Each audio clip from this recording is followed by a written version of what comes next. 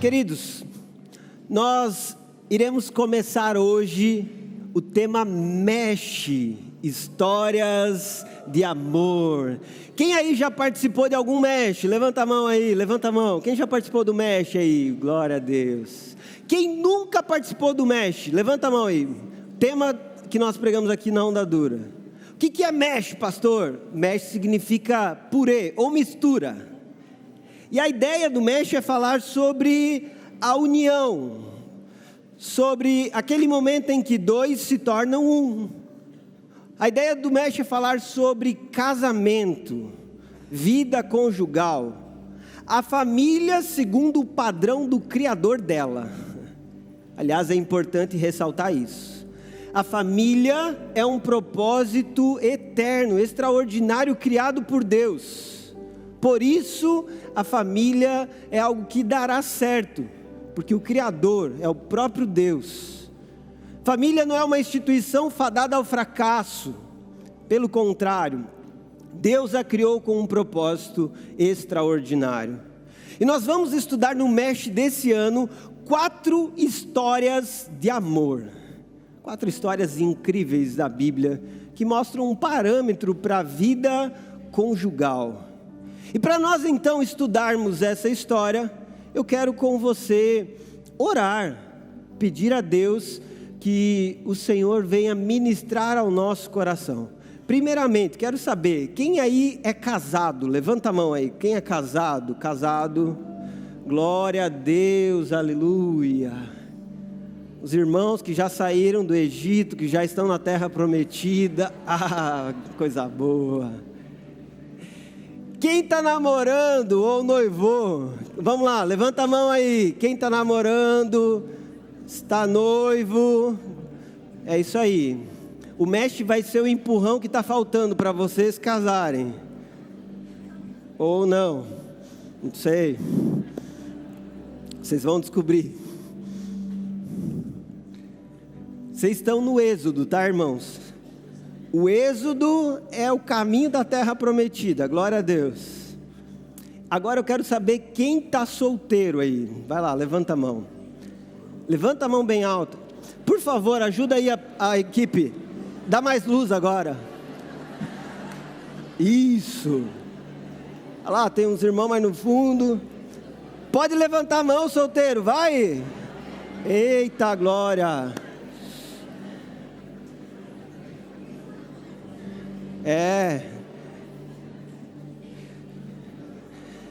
Irmão, abre o olho, hein? Talvez você tenha que mudar de lugar onde você senta aí. Nem que seja só no MESH, mas vai que o Senhor direciona aí, né? Glória a Deus. Quero orar com você, pelos solteiros, pelos que namoram, estão noivos e pelos casados. Feche seus olhos, vamos orar agora. Senhor Deus, Tu sabes quão importante é para nós a vida conjugal. Precisamos aprender contigo como viver relacionamentos saudáveis. Nessa noite o Espírito do Senhor pode ministrar ao nosso coração o que o Senhor deseja, estamos prontos a Te ouvir. E pedimos ainda que o Senhor nos dê toda a clareza necessária através da palavra do Senhor, para que vivamos o Teu propósito no casamento. Oramos por isso em nome de Jesus. Amém. Amém. O tema da primeira mensagem do MESH é: eu vos declaro amigos para sempre. Aleluia. Se você está com a tua esposa aí do teu lado, olha para ela e diz: você é minha amiga para sempre. Começou, gente. O tema MESH é o tema onde o pastor mais manda você olhar para o lado. E se você não está com a esposa do lado, aí você vai orar dobrado. Amém? Amigos para sempre. Imagine que você é lançado numa ilha deserta com a sua esposa e tem que passar 1 ano nessa ilha deserta, como vai ser esse 1 ano ao lado da sua esposa? Primeiro que eu preciso saber se vai sobreviver a 1 ano, né? Essa é uma parte importante. Mas será que depois de 1 ano vocês vão estar acompanhados de um filhinho? Quem sabe, né? 1 ano numa ilha deserta é bastante coisa, não é mesmo? 9 meses já é o suficiente, né? Já pode ter um filho. Como você compartilharia um longo tempo ao lado da sua esposa? Há alguns dias eu estava conversando com um casal aqui da igreja, e a esposa estava grávida, e eles decidiram, antes do bebê nascer, nós vamos fazer uma viagem como casal. Uma viagem que eles sonhavam pela América do Sul, pegar o carro, sair e conhecer alguns lugares. E eles fizeram essa viagem, passaram cerca de 30 dias, os dois, indo de lugar em lugar, conversando, compartilhando momentos. E quando eles voltaram, como pastor, eu cheguei, e aí, como é que foi a viagem? Porque é bastante tempo, né, irmãos? 30 dias, mas os dois estavam sorridentes, cheios de alegrias, porque foi um tempo muito especial como casal.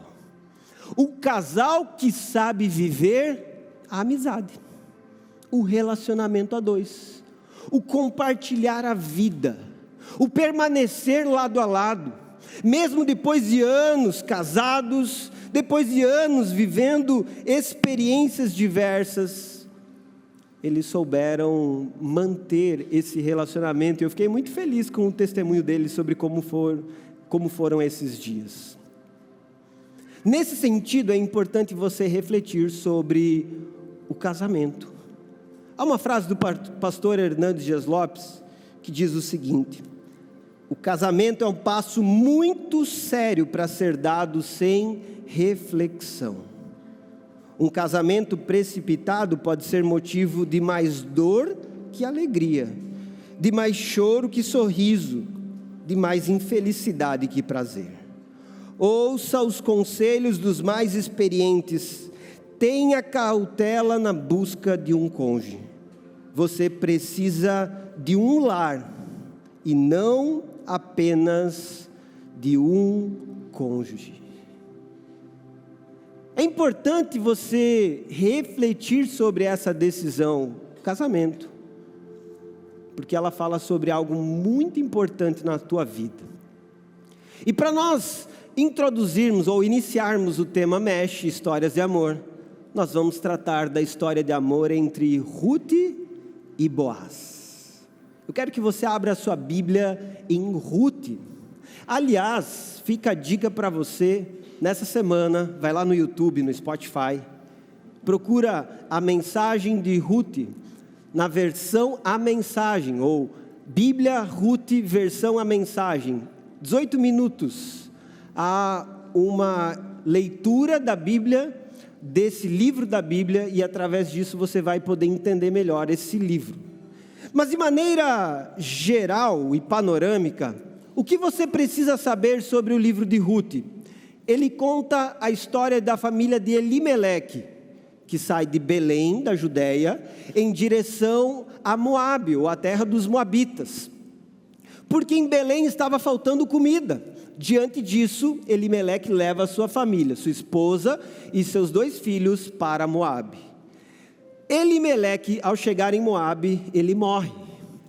E diante dessa perda, Noemi, que era a esposa de Elimeleque, faz com que os seus 2 filhos casem com mulheres moabitas.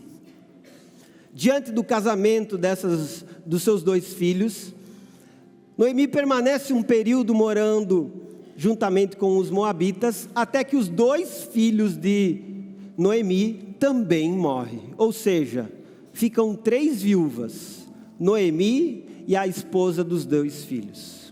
Diante desse cenário caótico, Noemi decide voltar para Belém.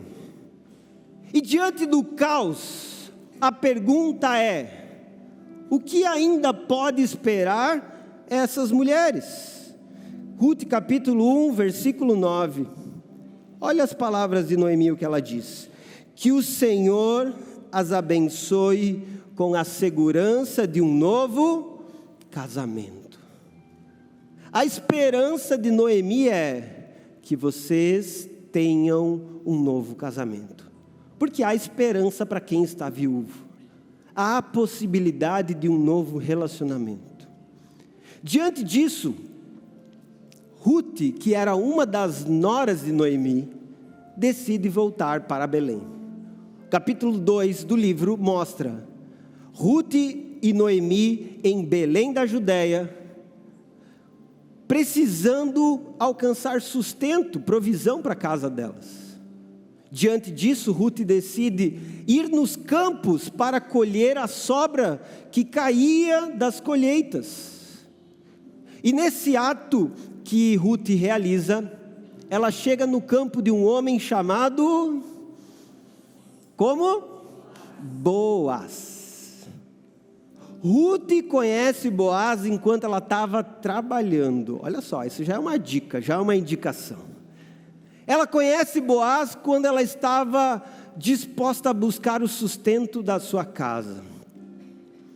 E nesse momento, Boaz, que era um patrão extremamente bondoso e generoso, se aproxima de Ruth e se importa com a história dela, fornecendo alimento, fornecendo água, dando suporte para essa jovem. Então, Ruth volta para casa naquela noite com muito alimento e provisão e conta para sua sogra, Noemi, o que tinha acontecido. Diante disso, chegamos no capítulo 3. E olha a fala de Noemi para Ruth: minha filha, é hora de eu encontrar para você um lar seguro e feliz. Lar seguro e feliz. Esse era o sonho de Noemi para uma viúva que tinha perdido o esposo e estava numa situação difícil. Por isso, ela lembrou de uma lei muito importante, a lei do levirato, que era comum no meio de Israel, onde o familiar mais próximo iria se casar com a viúva para manter a descendência daquele que havia falecido. Boaz era o familiar mais próximo de Ruth. Diante disso, ela arquitetou uma orientação para que Ruth então se encontrasse com Boaz e deixasse claro para ele a intenção que ela tinha de viver um casamento.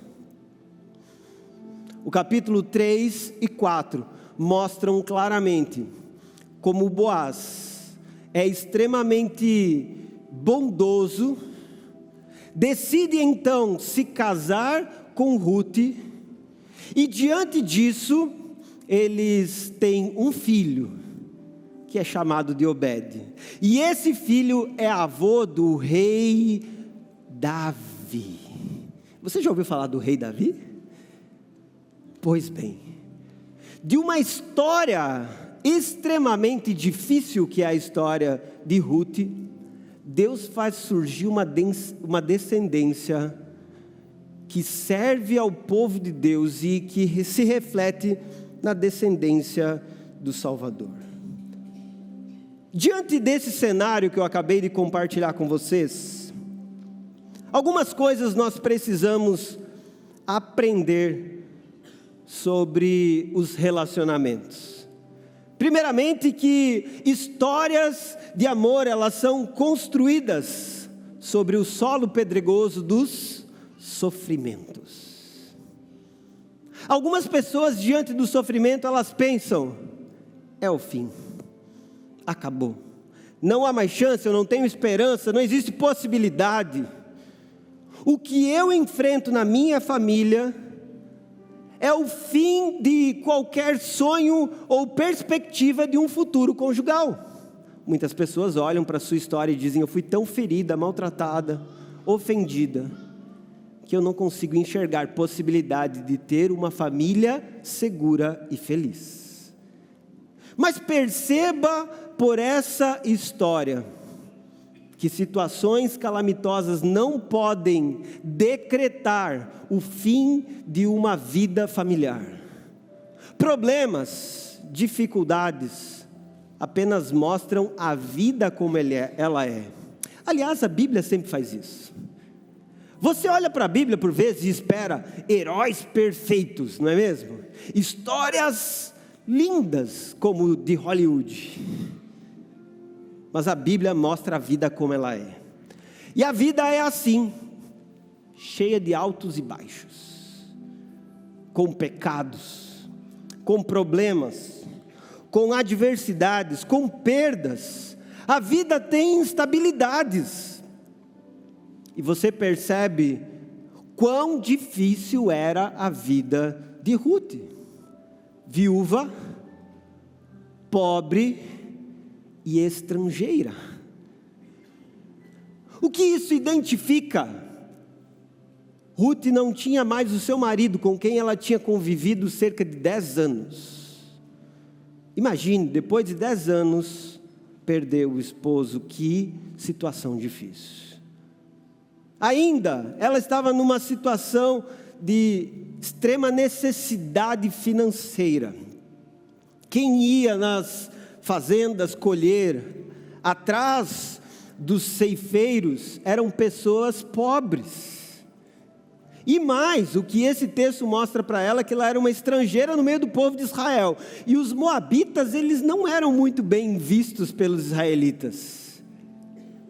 Por vezes, os moabitas entravam em guerra com os israelitas, eles tinham disputas entre si. Portanto, uma moabita entre israelitas era alguém que poderia enfrentar muita oposição e desprezo.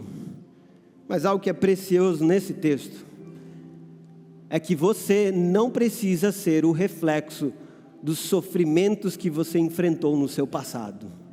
Você não precisa reproduzir no seu casamento as dores que você enxergou no casamento dos seus pais.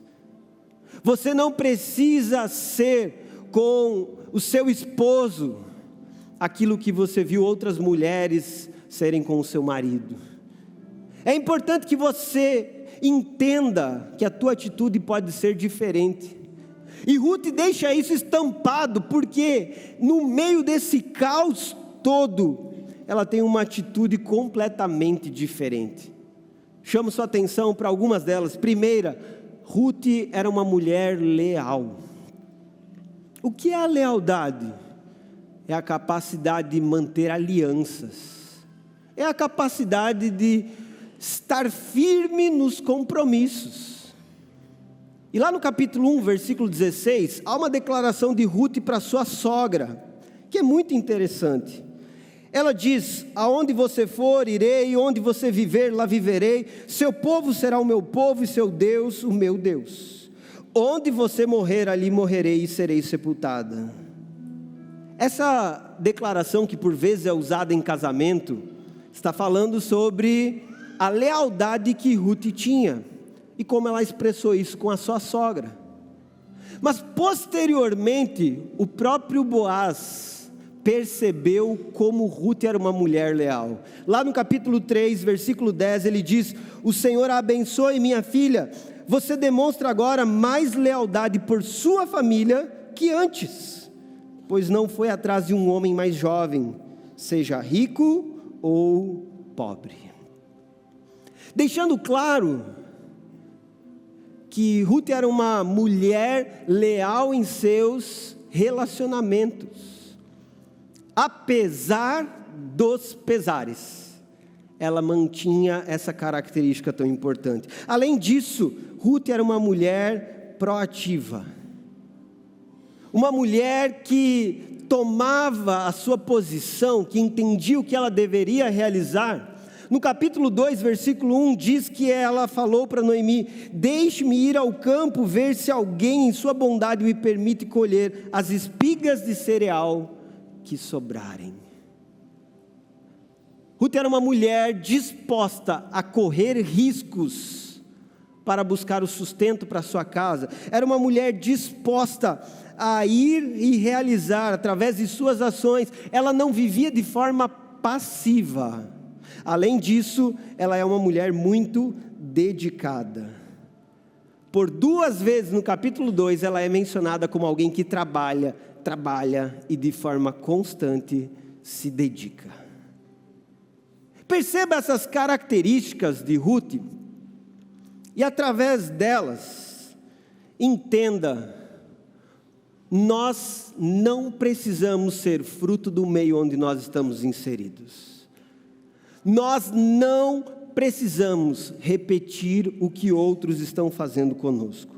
E mais, as calamidades que te acometem não podem te tornar alguém amargo e incrédulo sobre um futuro que Deus tem para você.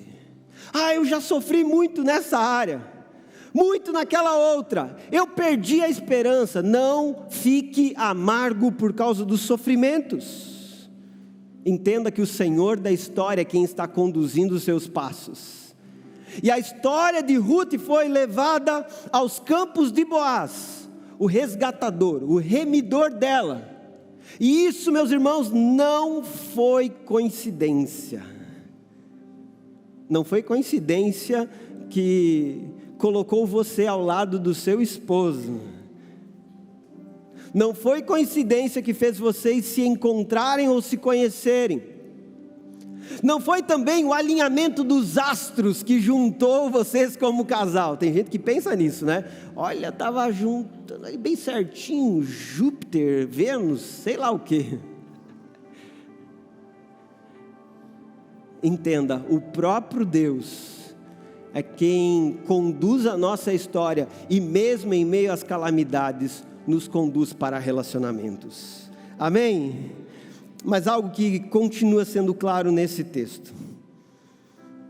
Histórias de amor são claras ou acontecem através de relacionamentos que são saudáveis. Você perceberá como Deus faz florescer através de relacionamentos saudáveis, vínculos para um casamento. Há pouco tempo mesmo eu ouvi de um casal. Os dois serviam aqui na quarta-feira. Aliás, fica a dica para quem deseja casar aí, ó. Fica a dica, irmãos. Quentinha, tá? Sirva na igreja. Por quê? Quando você está servindo na igreja, você vai conhecer pessoas. E quando você conhece pessoas, você pode encontrar mais do que a sua alma gêmea, tá? Porque alma gêmea não existe. O seu companheiro de vida. Tem um casal que servia aqui na quarta-feira. Continua servindo, aliás, na quarta-feira. Todos os dias que se encontravam, mal se percebiam, se cumprimentavam, até que um dia, servindo, se olharam de uma forma um pouco diferente e começaram a conversar e começaram a se aproximar e consequentemente estão namorando. E eu já falei com ele inclusive hoje à tarde, tem que casar, tá? Chega. Roberta, quando é a próxima integração de voluntários para aqueles que querem servir ao Senhor? Em breve. Preste atenção, integração de voluntários em breve. Mas é importante nós entendermos como o relacionamento conjugal tem que ser valorizado. E o Tim Keller, ele escreve um livro com a sua esposa, O Significado do Casamento, dica para leitura. E nesse livro ele fala algo sobre isso. Todo dinheiro, luxo e prazer deste mundo não são capazes de nos satisfazer da mesma forma que o amor. Isso confirma nossa intuição de que família e relacionamentos são bênçãos maiores e proporcionam satisfação maior do que qualquer coisa que se pode adquirir. Agora eu vou pedir para você falar algo para a tua esposa. Meu amor, você é melhor que muitas riquezas. Fala isso para ela. Se quiser vir com as riquezas, pode vir também. Amém, amor? Eu não rejeito essa outra parte. Mas você é melhor que muitas riquezas. Tem que aproveitar, né, irmãos? Amém? Essa é a reflexão do Tim Keller sobre o casamento. Você pode ter muitas conquistas, mas se você não vive o amor do relacionamento, você ainda não encontrou algo precioso para o qual Deus preparou você. É interessante a reflexão que ele faz no livro sobre Gênesis capítulo 2, onde viu Deus que o homem estava só. E Deus disse: não é bom que o homem esteja só. Alguns dizem que Deus olhou para Adão e disse: Adão, você está muito de boa, eu vou arrumar um pouco de serviço para a tua cabeça, vou criar Eva. Isso aí é machismo, gente, nós não acreditamos nisso, amém? Ai. Deus olhou para Adão e disse: falta alguém que te complete, falta a sua casca de bala. Versão atualizada. Não, a Bíblia não precisa de atualização, tá bom, gente? Ai, Jesus. Mas é interessante como Deus percebe a necessidade de uma companheira. E por mais que o homem estava pleno e completo, dando nomes aos animais, correndo pelo Éden, Deus percebeu a necessidade de ter alguém do seu lado. E aqui então nós enxergamos que o amor relacional, esse amor do casamento, ele precisa ser desenvolvido. E por isso, olhamos para a história de Boaz e percebemos o quanto esse homem, ele estava pronto para viver esse relacionamento conjugal. Dentre tantas características nobres de Boaz, eu cito algumas para vocês. Primeiramente, integridade. Boaz era um homem íntegro. O que é alguém íntegro? É alguém inteiro, completo. É alguém que não faz uma aparência diferente do que ele é. Alguém que é de fato o que está demonstrando. Alguém que expressa seus princípios, seus valores, através das suas ações. E Boaz, ele é reconhecido lá em Ruth capítulo 2, versículo 1, como um homem rico e respeitado. Ele não somente tinha dinheiro, mas ele tinha o respeito da sociedade pela forma como ele se portava. E ele demonstrou isso no trato dele com todas as pessoas. Por exemplo, quando ele foi fiel aos seus princípios, no dia que ele estava deitado na eira, e quando ele acordou na meia-noite, ele encontrou uma mulher aos seus pés. Ruth estava lá. Quando você lê o capítulo 3, você vai descobrir essa história. E Boaz, naquele momento, ele foi muito íntegro, porque ele preservou Ruth de ter uma relação fora do casamento, e aquilo foi algo louvável. Além disso, a integridade de Boaz é demonstrada porque ele não usurpava da vulnerabilidade do outro, ou seja, ele sabia lidar com a vulnerabilidade de outras pessoas. Quem é íntegro, olha para o lado, percebe pessoas que são fracas, pessoas que estão precisando de ajuda, pessoas que estão num tempo difícil, e não se aproveita dessas pessoas, mas valoriza elas como elas são. Uma pessoa íntegra sabe dar valor a quem está do seu lado. Boaz não olhou para Ruth como uma coisa, um objeto, como alguém que poderia lhe satisfazer. Ele não olhou para Ruth como uma mulher que poderia lhe dar o que ele estava ansiando na sexualidade. Ele não coisificou a mulher, pelo contrário, ele a tratou com valor. Irmãos, essa integridade de Boaz é um exemplo formidável para os relacionamentos. Não podemos desprezar ou diminuir o outro. Além disso, Boaz se mostra um homem muito gentil. Lá no capítulo 2, quando ele chega, ele se encontra com os ceifeiros. E quando ele se encontra com esses ceifeiros, o que é que ele fala? O Senhor esteja com vocês. É uma expressão de bênção. Era uma pessoa próxima. Ele não era aquele patrão que chegava e não olhava no rosto dos seus funcionários. Mas ele era alguém que tinha um vínculo. Tanto é que os funcionários responderam: o Senhor o abençoe. E mais, depois disso, Boaz olhou e percebeu: tem uma jovem nova aqui servindo. Quem é essa jovem?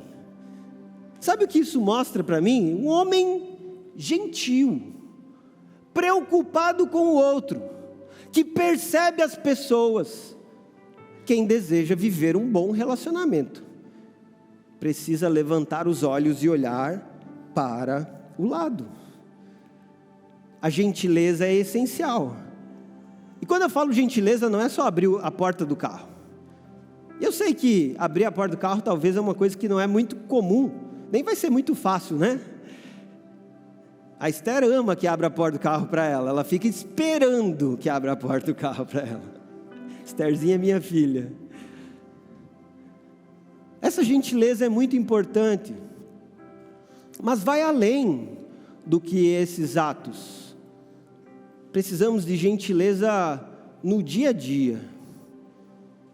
Em outras tarefas. Em pequenas circunstâncias. Como, por exemplo, você olhar para sua esposa e perceber que ela está naquele tempo de guerra e luta, sabe? Como que é mesmo aquele tempo? TPM. Mas aí você vai lá no mercado e você sabe aquele chocolatinho especial, ou aquela comidinha que ela gosta, e aí você, de forma gentil, leva para casa o quê? O anti-TPM. Aquele agrado, aquele cuidado que é tão essencial. Gentileza. Isso faz parte do vínculo, do relacionamento conjugal. Mas ainda, Boaz se prova um homem generoso.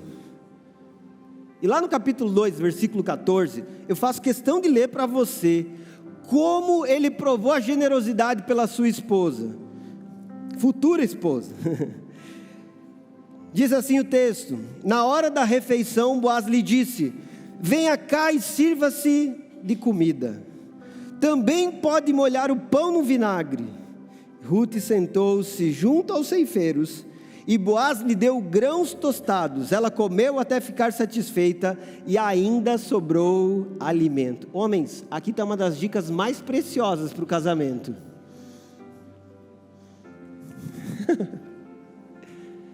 Sirva comida para sua esposa. Uma mulher bem alimentada é uma mulher feliz, sim ou não? Viu? Escutem, a resposta foi num tom bem agudo. É porque as mulheres responderam. Interessante que hoje de manhã eu estava fazendo café da manhã, eu fiz ovos no café da manhã. A Esther ama comer ovos, ou ama que eu faça, não sei. Ela ama pedir ovos. E eu estava fazendo ovos para ela, perguntei para Eliana: amor, você quer também ovos? Quero. Coloquei na mesa do jeito que ela pediu. Ovos, gente, ovos, simples, né? Ovos. Mas quando a minha esposa olhou, ela disse: que delícia! E aí, meus irmãos, estufei o peito. Yes! Isso aí. Eu pensei: é isso, estou no caminho certo. Fiquei refletindo sobre isso depois. Como um pequeno gesto pode servir o outro e ajudá-lo. Pode ser um instrumento de aproximação do casal.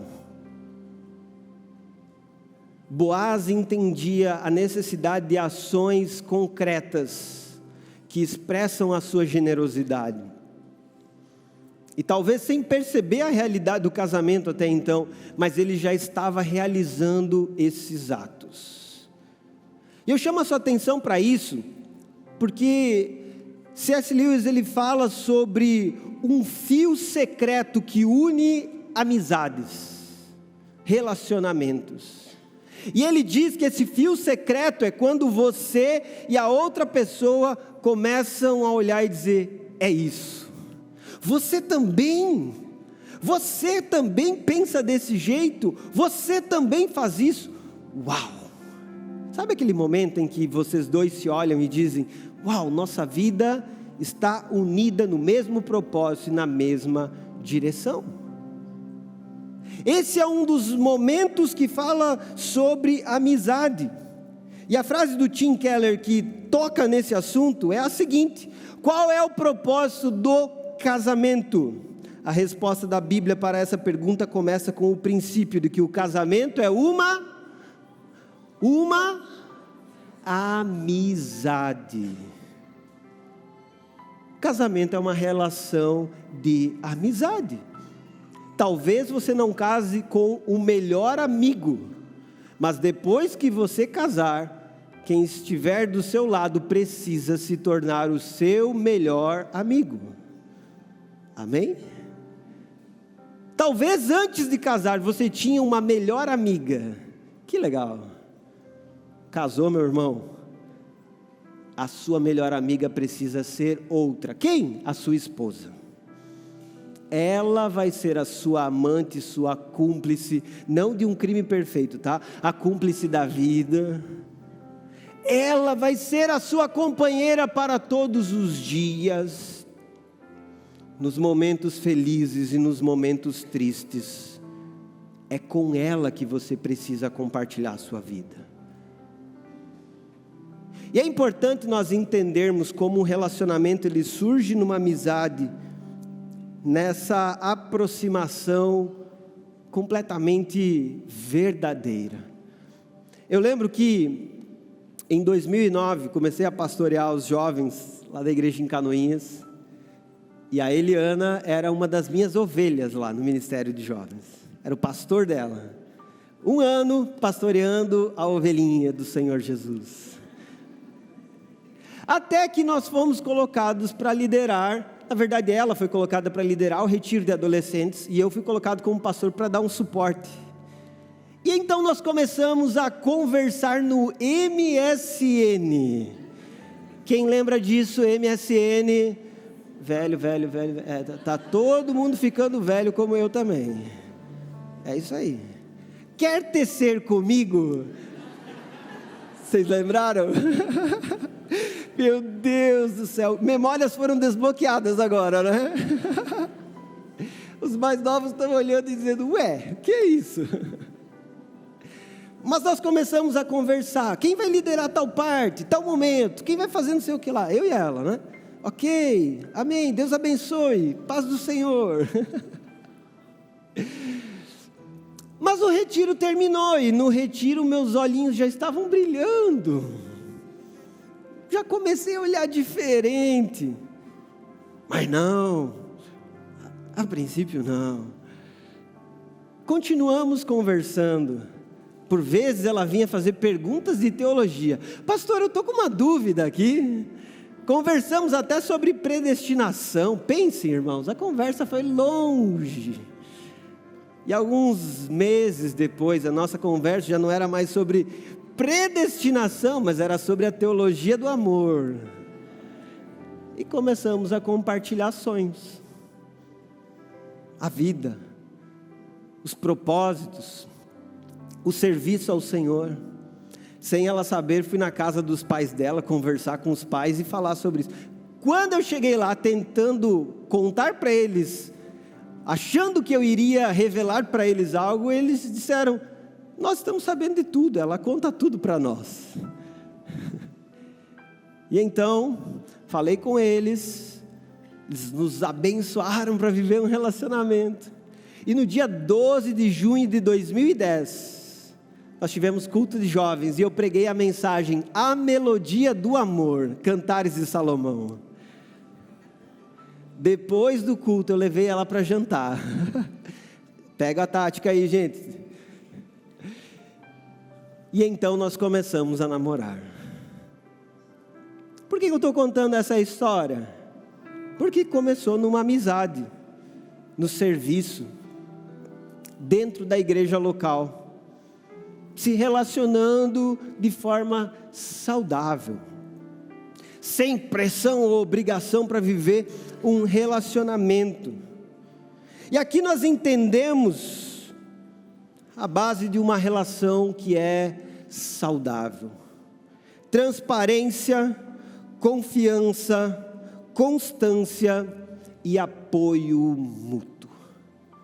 Uma relação saudável tem em sua base a transparência, que é a capacidade de viver em sinceridade, a capacidade de compartilhar todas as coisas.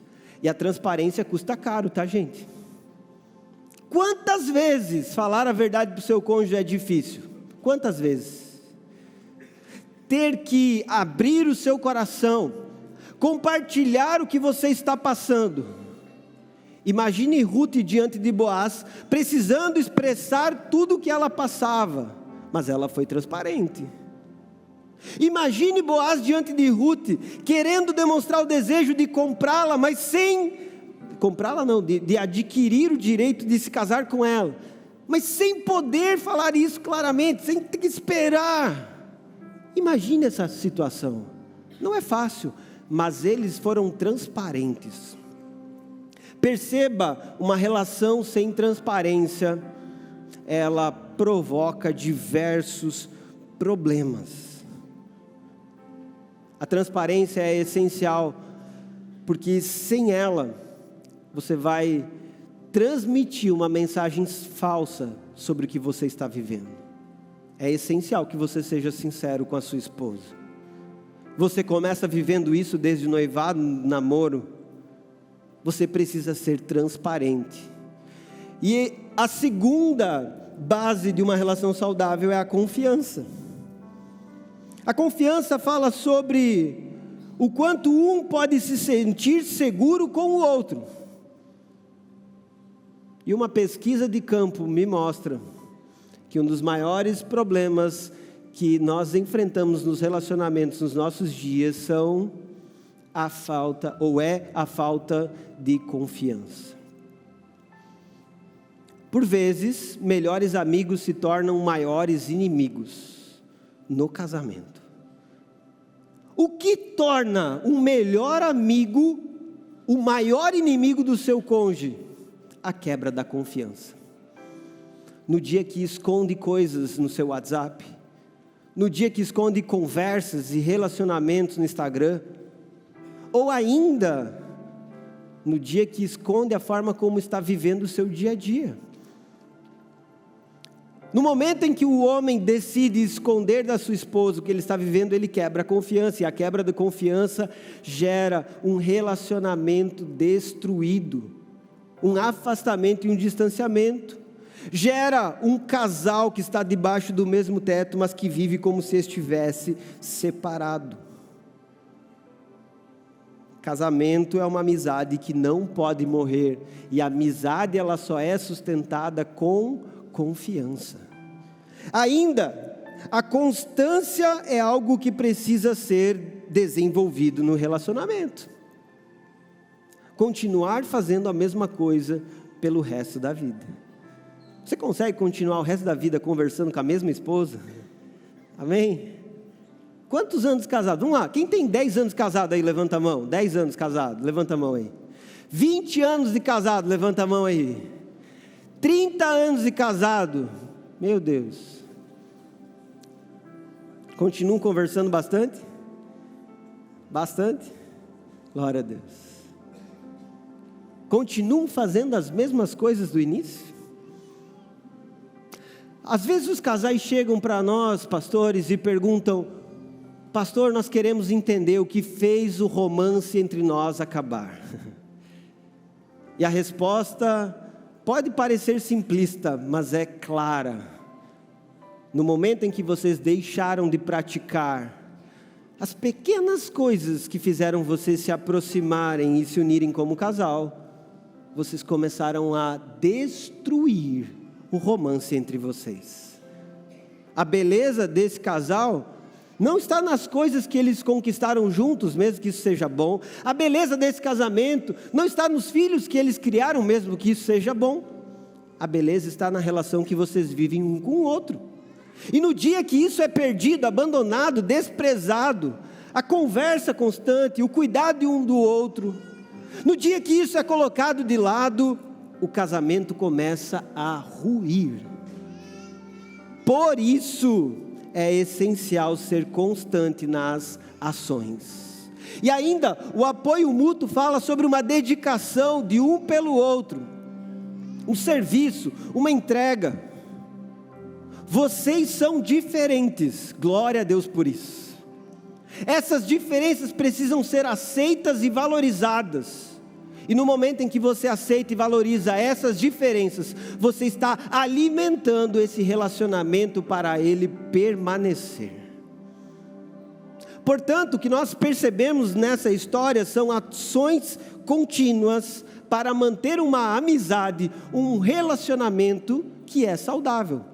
Tanto é que no capítulo 3, versículo 11, Ruth diz sobre Boaz, Boaz diz sobre Ruth: toda a cidade sabe que você é uma mulher virtuosa. Toda a cidade sabe que você é uma mulher cheia de virtudes. Você é uma mulher distinta. Perceba que essa palavra é demonstrada. Por quê? Porque Ruth se mantinha constantemente amando e servindo o seu marido. Essa história, meus irmãos, precisa ser compreendida dentro do propósito de Deus, assim como o seu casamento e o que Deus quer que você viva. Muitos acham que vão se casar somente para suprir o seu desejo de viver uma vida sexual. Muitos acham que vão se casar simplesmente para ter um companheiro e para não ficar sozinhos. Muitos acham que vão se casar para construir riqueza com seu esposo. Mas entenda, a sua história de amor tem um propósito mais elevado que isso. A sua história de amor precisa apontar para a glória de Deus.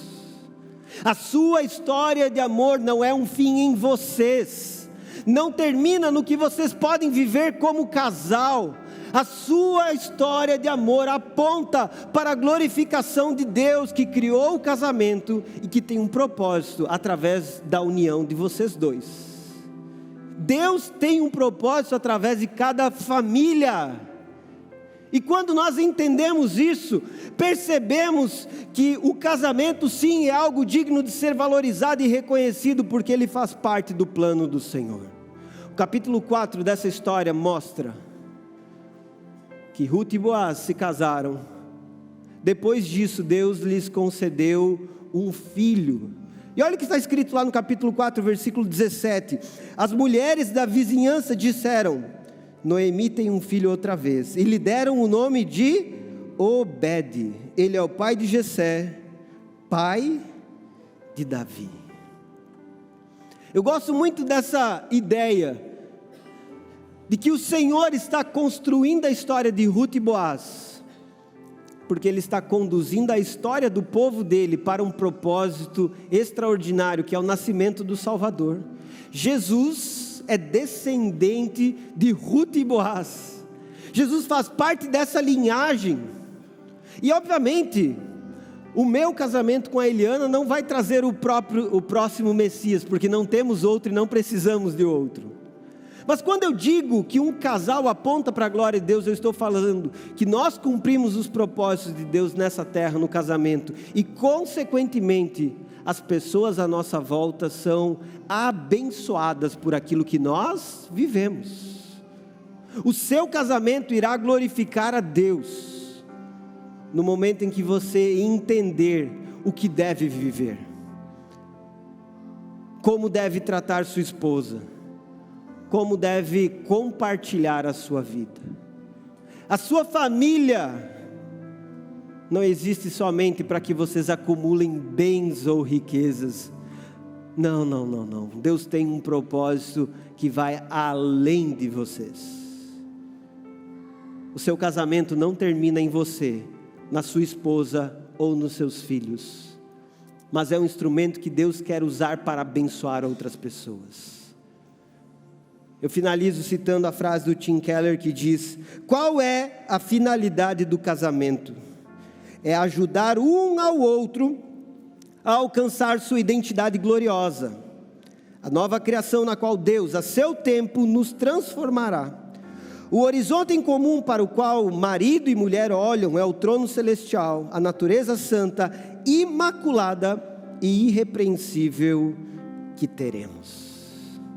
No casamento, nós somos santificados. Um ministra ao coração do outro e vivemos essa santificação. Esse é um propósito extraordinário de Deus no casamento. Mas entenda, isso vai além do que vocês estão vivendo como casal.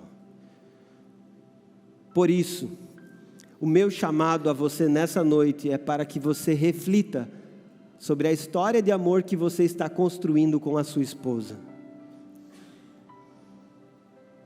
Você e seu esposo estão entregues ao propósito que Deus chamou vocês a viverem? Uma das coisas que eu gosto de falar para quem vai casar é que no dia que você decide casar, você está assumindo um compromisso de não ter outro homem na sua vida além do seu esposo, de não ter outra mulher na sua vida além da sua esposa. E esse compromisso reto, direto, único, é o que precisa nortear a amizade que você tem com a sua esposa. Por isso, eu chamo você à reflexão nessa noite. Se a tua esposa não está sendo a sua melhor amiga, é necessário mudar algo urgentemente no seu casamento. Se você está abrindo seu coração para outros homens, compartilhando seus dias com outros homens e não faz isso com o seu marido, algo precisa ser transformado. Por isso quero convidar você a se colocar em pé nesse momento. Todos vocês, toda a igreja, por favor, fique em pé nesse momento.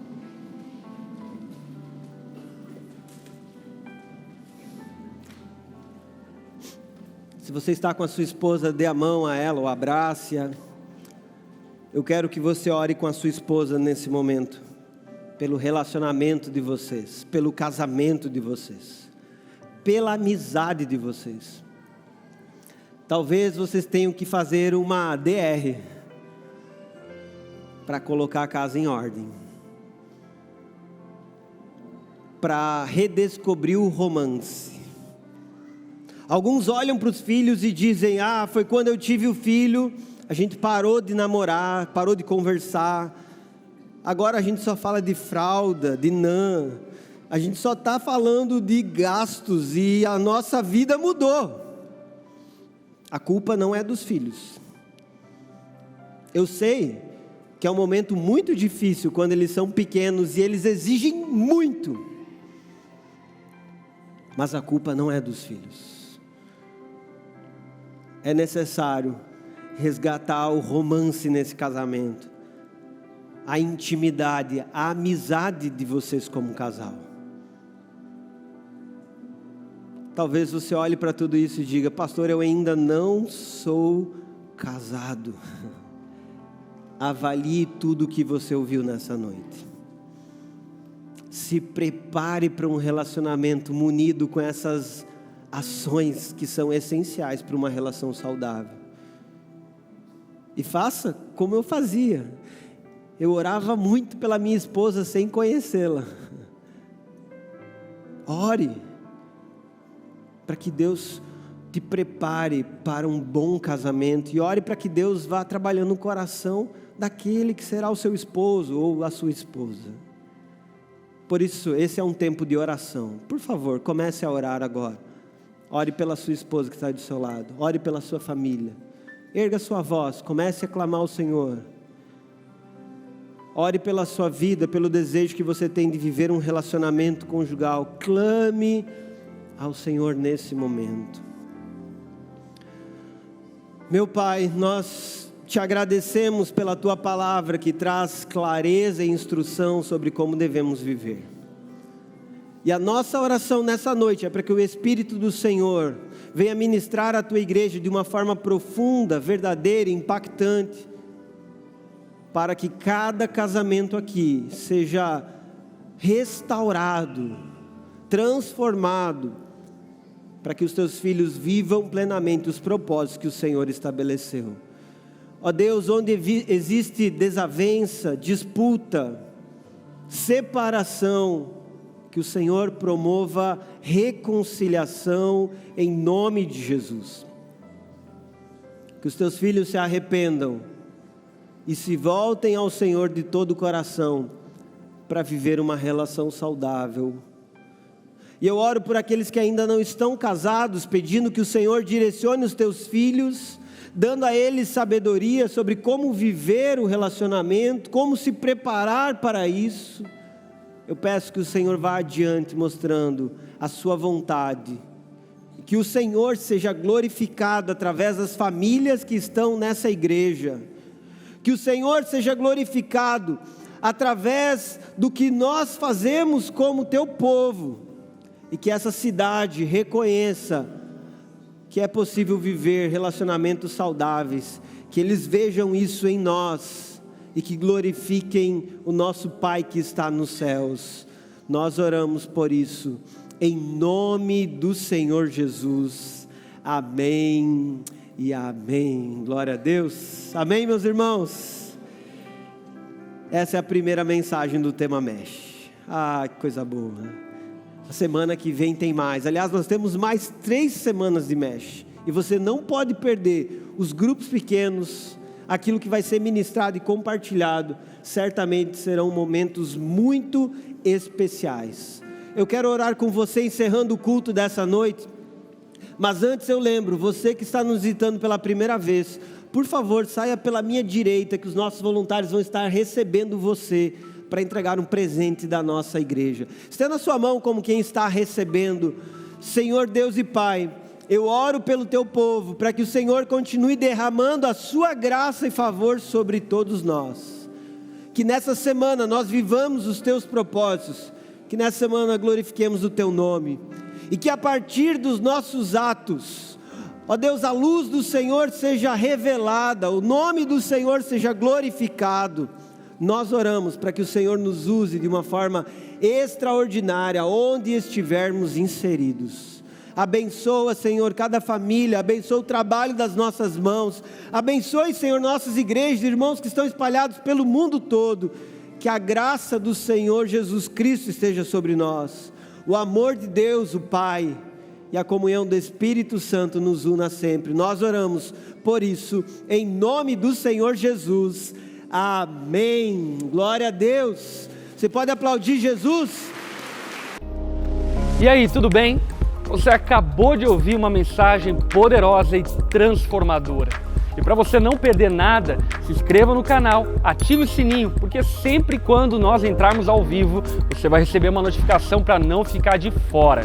E eu tenho algo para você. Eu vou deixar aqui 2 indicações, então já clica e continue recebendo mais de Deus.